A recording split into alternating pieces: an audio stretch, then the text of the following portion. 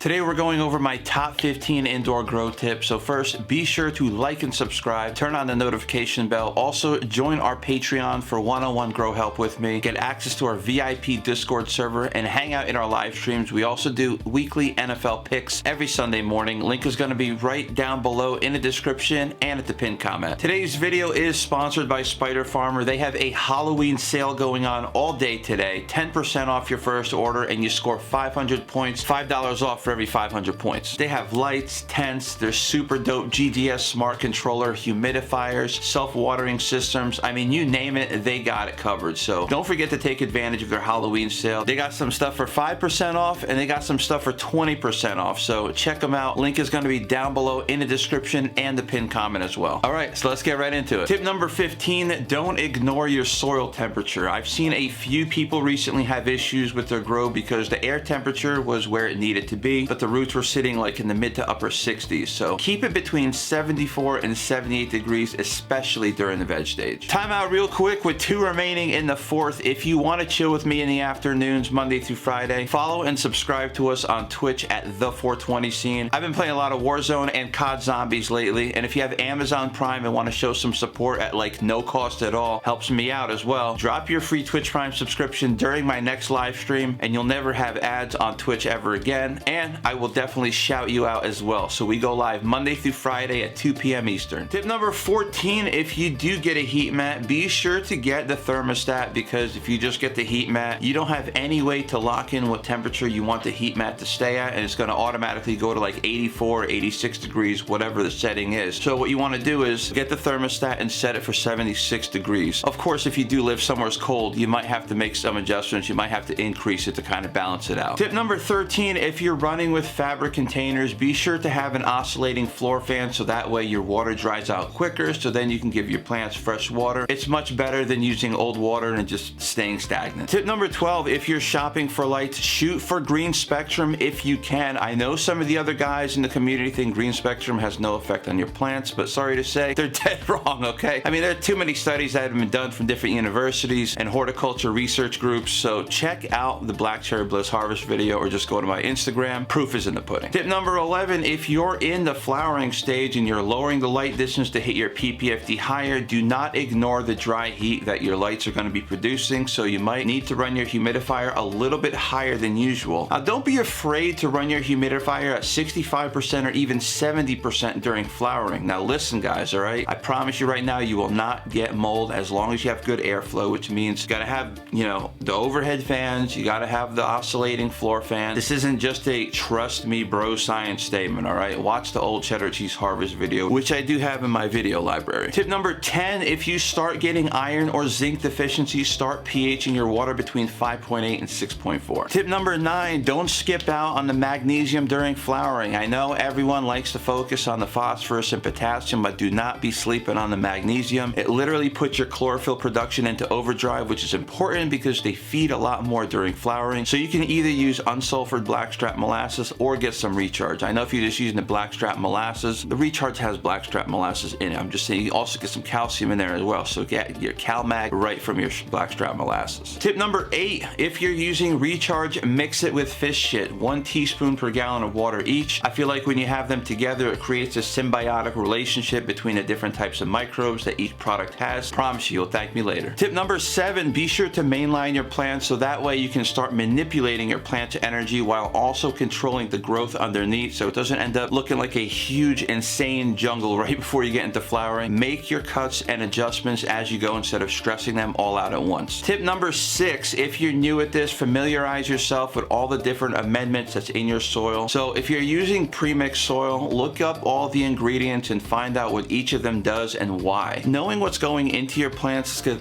instantly make you a better grower. I mean, it's kind of good to know what goes into your plants, right? Tip number 5, don't be afraid to use tap water as long as you do some research. I mean, as much research as possible about the water in your town. Make sure there's no chloramine or anything like that. If you do have issues with chloramine, like you live in Texas or something. I'm just saying Texas because I've seen a lot of people hit me up on like Patreon, Discord over the years. I always be like, yeah, I got chloramine, I live in Texas, you know? So if that's the case, just get yourself reverse osmosis, get yourself an RO system. Tip number 4, don't be a dick, all right? If you disagree with someone, help them out or hear them out. We're here as a community to help each other out. We're not here to bring each other down. There's enough other bullshit in the world to deal with. Tip number 3, if you don't want to spend money on humidity packs, you can keep your stuff fresh by keeping it in a room where you actually have decent humidity and throwing a hydrometer in your container so you can monitor your humidity at all times. Tip number 2, keep aerating your water with a pump and air stones to keep oxygenating and maintaining fresh water. I mean, of course, you got to pay for the air stones and pump, but once you pay for that, I mean, it's just free. Just keep oxygenating your water. You're good. Tip number 1, super important. Follow and subscribe to the 420 scene on Twitch. Just do it. Those are all the tips for today. Let me know if you want me to do a part 2. Just type in the comment section part 2 and I will definitely make it happen. We're going to be coming out with November's Bean releases and have a Q&A video coming soon, so keep checking the community section and make sure to have your notifications turned on. You should get it unless YouTube is on more of their bullshit. Having said that, before I close off today's video, be sure to join our new Patreon and get instant access to our VIP Discord community, unlimited one-on-ones with me, grow tips, industry news, and Smoke Sesh live streams. And to everyone else, be sure to smash the like button, subscribe, and turn on that notification bell. And also, don't forget to follow us on Twitch at the 420 scene. We go live Monday through Friday, 2 p.m. Eastern. And I hope everyone has a great rest of their day. And as always, stay safe.